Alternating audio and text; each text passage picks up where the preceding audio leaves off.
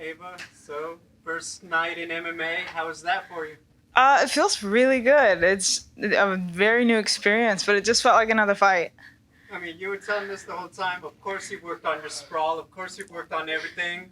How did that practice feel when she finally shot in on you and you were able to defend the takedown? Everything that I learned in camp is what happened that night, or in that first round, and it was useful. I remembered it. I used it to my advantage, and if I had to sit there and just let it sit out for the rest of the round, that's what I knew I had to do. You had your students, Chris Pratt, Joe Jonas, shouting you out. You know, what was that like to have them publicly say, "Hey, we want to see you kick some butt tonight"? It's great because, you know, we're all in the gym together. We all fight together. We all throw punches at each other. So it's good just to see that support. Last one for me. Which one of them's the better boxer, Chris or Joe? Oh man, they're all good. Everybody in the gym goes there to beat people up. So I mean, they all have their good moments. Which one has the best chance of making it a career then?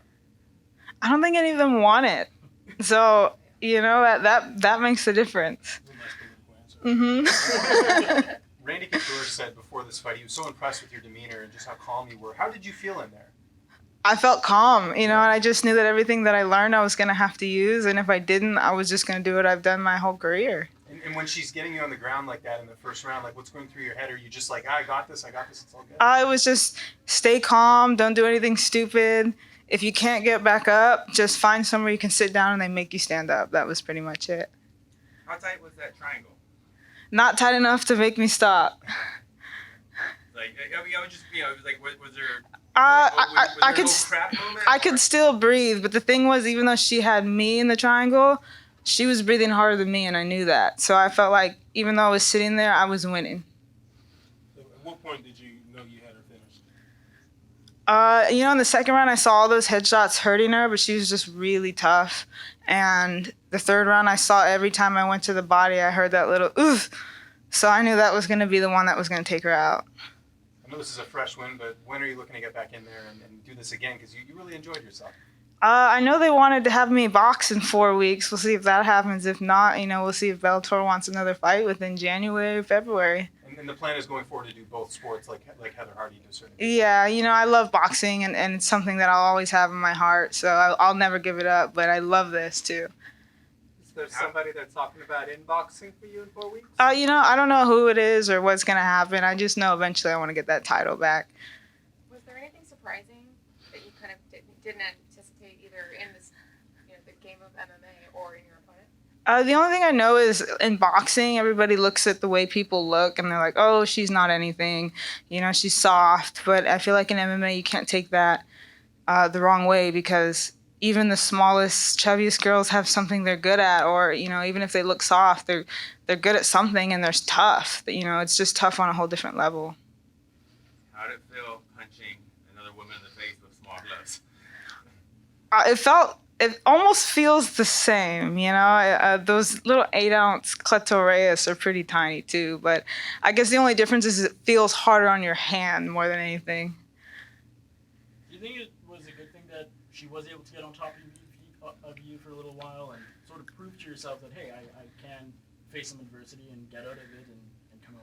I think so. Even when I walked in the ring, I heard the commentators say, this isn't boxing, you know, and obviously it wasn't. And the first round, I was able to just prove that I'm not in a boxing ring, and I know that.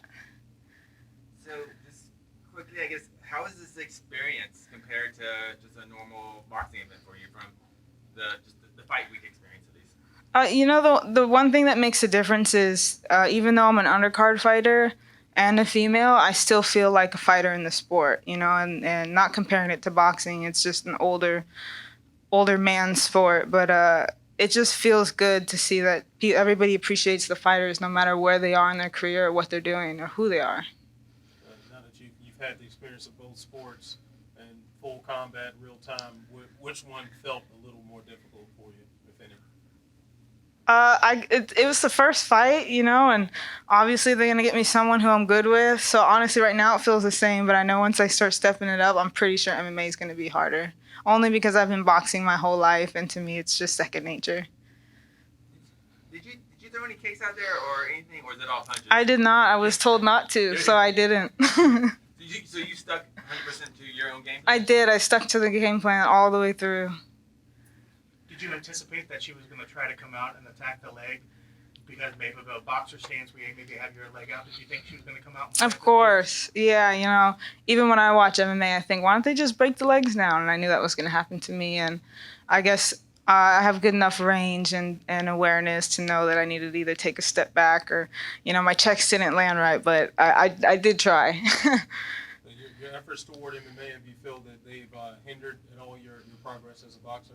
No, I actually think it's made it better. If anything, it's just making me a tougher fighter and bringing out a better fighter in my boxing. Do you plan to campaign for a strawweight division in Bellator? And do you feel like you're that fighter they can build? That's the goal. I think if they don't have anyone at 115, I'm the one to bring up. You know, well, there's rumors about other people coming in from 115, and I'd love to have a chance at them. With the ability to box and do MMA, how many times are you looking to fight in a year? As many as I can, as many as my body will let me. I don't know what number that is, but I would love to fight, you know, with boxing and MMA at least 5 times a year until my body doesn't let me. So when you go back into the gym, into an MMA gym, what are you training on first? I think it's the same thing. You know, we emphasized our camp on the ground and ended up on our feet, and I think that's the best way to go because I'm comfortable on my feet, but the best thing I need to learn is how to be comfortable on the ground. Do you feel comfortable? Or You know, right now I'm comfortable enough to, you know, obviously not want to be there. So, Do you have any advice for your fans at home who are thinking, maybe I could fill her shoes or I could potentially do what she's doing and revolutionize the sport for all women around the world? you know, my best advice to anyone, and woman or man, is do what you want and have fun. As long as you have a heart for it and you want to do it, just do it. Don't worry about what anyone else says. Because everyone said a boxer couldn't do MMA, and although I still have a long way to go, I'm here doing it.